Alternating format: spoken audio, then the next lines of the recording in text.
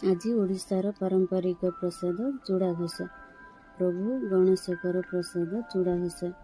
किछि चूड़ा नहीं जावा ब्लेंडिंग जार चूड़ा को पाउडर बनैबा। बेसी प्लेन करबानी सुजी दाना भलिया करिबा। 2 चामच घी दे हाथ रे भल किनी घसीबा।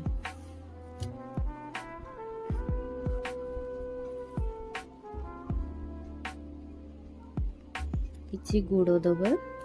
गुड़ को हाथ रे मिक्स करिबा।